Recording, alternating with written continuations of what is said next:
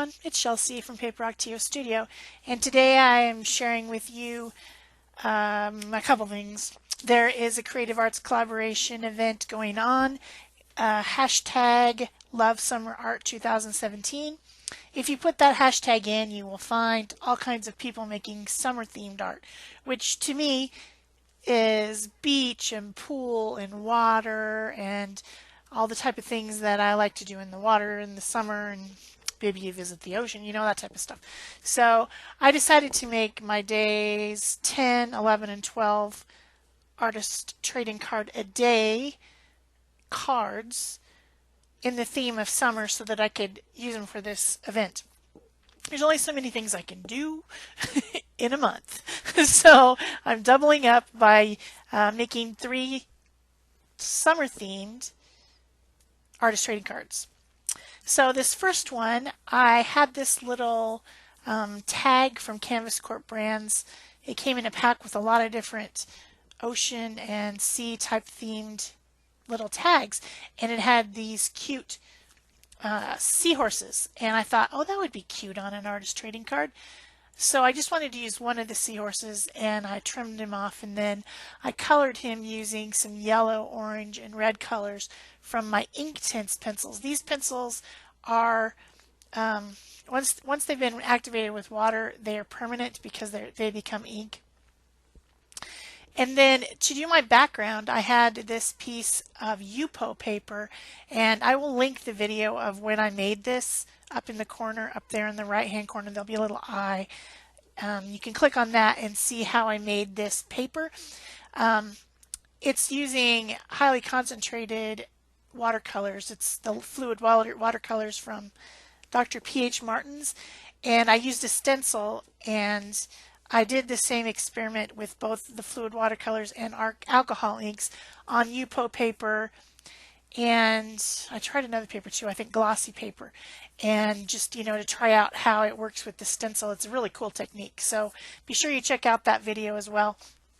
But this paper's been sitting around, and I thought it was perfect for water. It looks like water. It's got the wavy things, and it's the right colors.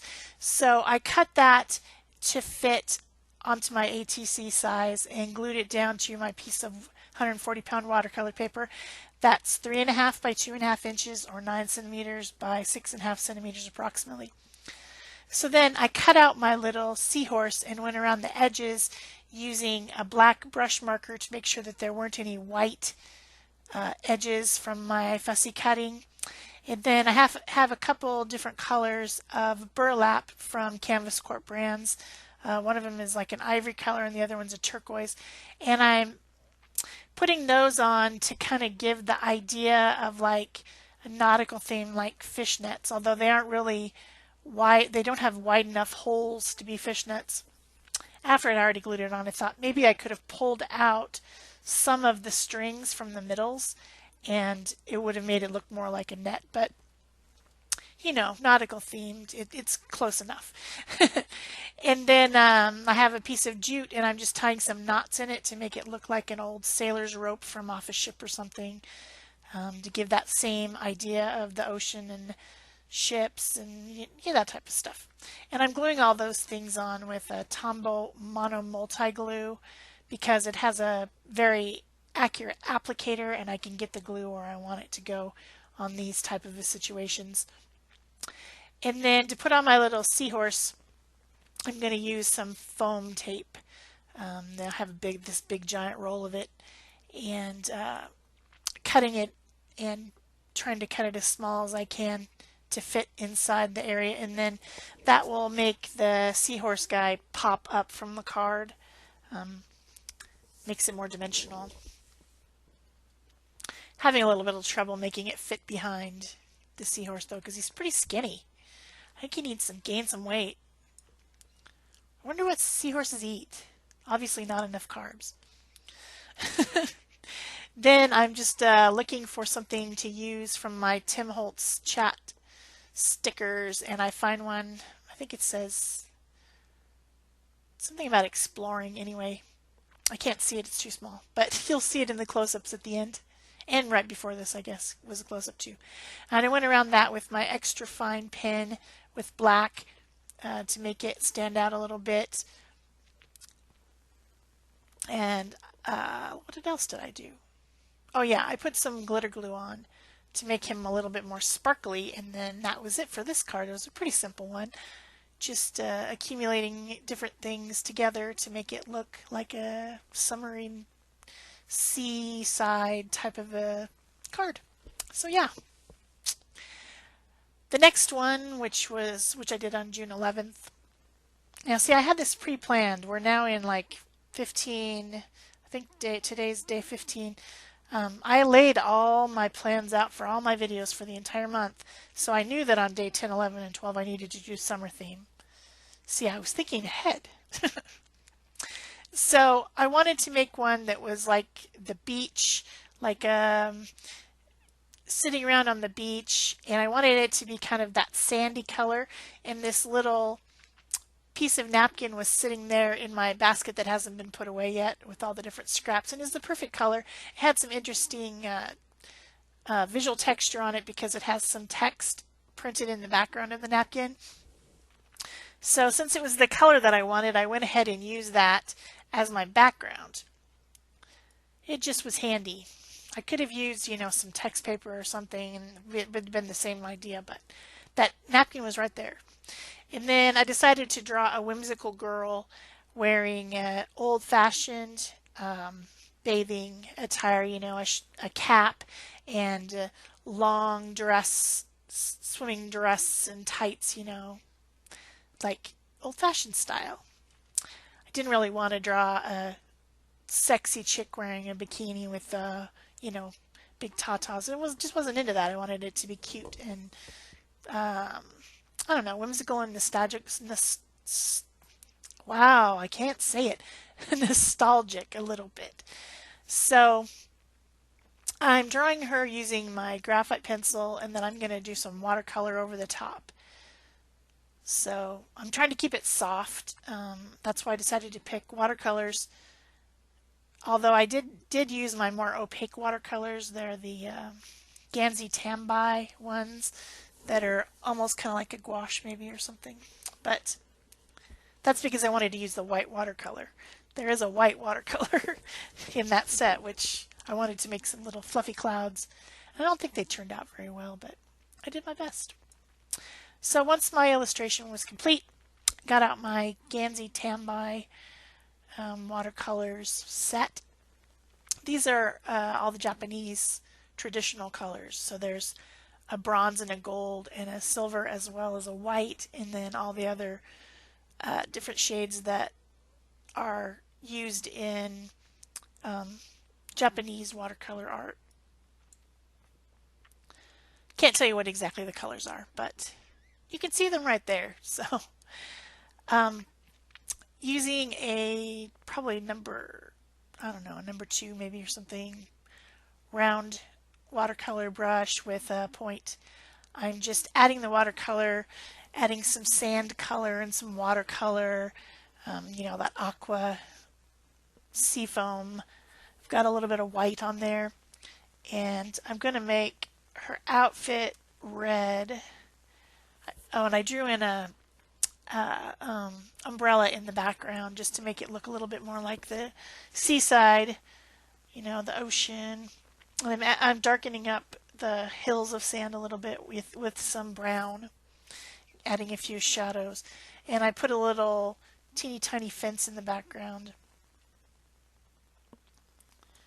I saw something similar to this, a painting in a shop in Oregon, and I actually have a picture of it on my phone because I thought it was a cute little, I don't know, it's just something you would hang like if you wanted to have that beachy theme in your house, like maybe in the bathroom or something, you could hang something like this and use those pretty ocean colors like the aqua. It'd be cute, and I thought that I might do that in one of my bathrooms, and so I took a picture of the picture, and it's just sitting on my phone. So it's not exactly like this, but it's something like it. I don't think the girl's wearing a red bathing suit. I'm not sure. That might have been too shocking back in the day, Might have needed to be a much more subdued color. red. Oh dear. So I'm just continuing to watercolor. I pick a little bit of that white and some red and a little bit of the yellow color and mix those together to make a Caucasian skin tone. I just mix it on my little piece of deli paper there and color her arms and face and neck using that, and then adding in some of the red on her cheeks to make her look like she's a little bit sunburned or embarrassed or something. I don't know. She has black hair because I thought it went well with the little black and white striped stockings. So I was going to make it brown, but then I thought, no, I'll just make it black. And that actually is good because then I end up going around all the lines with a black pen because I decided that I don't like not having lines around things. I really need to fight that. I do. But then, of course, having the black lines and having the black in the composition helps those black lines not look so stark. I don't know what my obsession is with black lines around everything. I used to help my mom, who was an elementary teacher, make bulletin boards when I was a kid, and we always used a fat Sharpie marker and drew around all the pieces and then cut them out. And so I'm just used to having black lines around things. And I like it. I just like it. So now I'm putting in my illustration lines using my Faber-Castell Pitt Pen illustration pen set, and this is the S, the small. I just used one pen this time. I didn't vary my lines or anything like that. Just drawing around all the different lines. So don't forget to go and look for the hashtag event, the Love Summer Art 2017, so you can find all the videos of what people are making and their ideas of what summer art is. And of course, it's not too late to join in making an artist trading card a day in the month of June. Today's day 15, so we're half through, but if you only get half of the month done, that's fine. It's not too late. Just remember to use that hashtag on the social media, and it will go into, you know, the folders of wherever hashtags live for everyone to see. Also, if you're enjoying this video, give me a thumbs up. You know, leave me a comment so I know you were here. I can see how many thumbs ups there were, but I don't know who they're from. So if you leave me a comment, I know that that was you and you liked the video. And of course, subscribe if you haven't already. Turn on your notification bell if you really want to get notifications of my new videos. And share if you want to. You can pin this on Pinterest or share it on Facebook, whatever. If you think it's a fun video, you can do that. All those things really help my channel grow. If people can't find me, then my channel can't grow. So there was a couple little hearts on this background, and I didn't want that red heart in the middle of the fence. It looked weird. So I went over the red part with the white Posca pen, and then I went back in with a little bit more of that brown watercolor. Decided this one needed a border around the edge, so I'm just mounting it on some black glossy cardstock. And then I believe that will be it for this one. And the next one is coming. Oh yes, the Fishy Frenzy. I had fun with this one. This is a paper painting again, collage. So I wanted a watery background, and I thought that this security envelope innards was perfect. It looks like light on the water to me, kind of. So I decided to use that as my background, and I'm just attaching it to my pre-cut card. That's out of 140-pound cold press watercolor paper, so it's a nice weight for me to glue things onto it, or pretty much abuse it in any way that I might do with mixed media. I went around the edges with that Magnese blue archival ink to fill in the border. And then I drew some crazy fish on a piece of deli paper. I didn't force you to watch the drawing this time because I wanted to keep this video to around 20 minutes. So I cut that part of me drawing it and going around it with black lines. The reason I do this is because then I can cut it out from the back side and I'll have my perfectly cut little fish. So I'm attaching different scraps. I started out with my pink box, which has a few oranges in it, I don't know why, and made kind of a pinkish orangish fish. Just gluing those on with Liquitex fluid matte medium. There's quite a bit of deli paper and some other lightweight papers, and I'm gluing those to the deli paper, the deli paper with the drawing, just right over the top of the drawing, completely obliterating it, but it can still be seen from the back, so I can cut it out, and the drawing gives me an idea of where I should put what colors. Not being completely random, just a little bit random. I kind of have an idea what I want my fish to look like when I'm finished. They're silly fish. This green piece wasn't even in a box. It was just some leftover paint on a piece of deli paper, and it just happened to be laying on the floor. I did clean up my floor the other day, but I don't know. It was on the floor, so I grabbed it to make a green fish. And then my last one, what color is my last one? Oh yeah, purple. I had to go get my purple box. It was on the other side of the studio.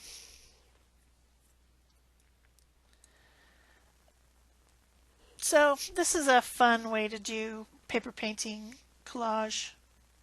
I like doing this a lot. I wanted bright colored patterns, colors and patterns on my fishes.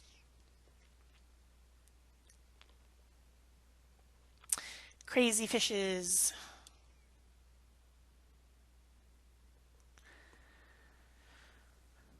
So then, once all the pieces of paper are glued on and I've dried it really good with my heat tool, then I will be cutting out the fish using the lines that I can see from the back side because of course deli paper is translucent. And so I can see through it. I cut them all out, and then now I'm going to attach them to my background using the same fluid matte medium from Liquitex. And because the deli paper is thin, it doesn't really matter that it's there. It just gets sandwiched in between the background and the paper's on top, and you would never know it was there, so it works perfectly. There is a method to my madness. I did actually invent this method of doing paper painting. I've never seen anyone else do it, so if you see someone do it, then you will know they learned it from me. Well, I mean, that's not absolutely positively true because someone else could have come up with it on their own. That's the way that things happen in the art world. We think we're doing something 100% unique, and we think we thought of it, and then come to find somebody else is already doing it. You're like, oh, I thought I invented that. But I haven't seen anyone else do that, so I think I invented it. Pretty sure I did. So then to finish up my fishies, of course it is Posca pin time because you just can't live without Posca pins, I swear it. And of course I will link the Posca pin set and all the other materials that I used in the video description box below with all the little links where you can go and buy the stuff if you want to. So I'm using the black pin quite a bit and the white pin, but I'm also going to be using different colors to add some colorful scales and different things around, make the lips on the fish pink or red, and coordinating with the colors of papers that I already used. I'm just adding in details, you know, to make them a little bit more fancy. Because fish are fancy. They're fancy. So, that's how you do it. I don't know what else I have to say about that. They're fancy fish. I used green on the purple one. Those are complementary colors. I had a purple and green striped sweater when I was a child. That's what I have to say about that. Yep, I'm running out of things to say. Anyway, this card is about done and all your close-ups are coming up. And that's it for me. Thanks. Bye-bye.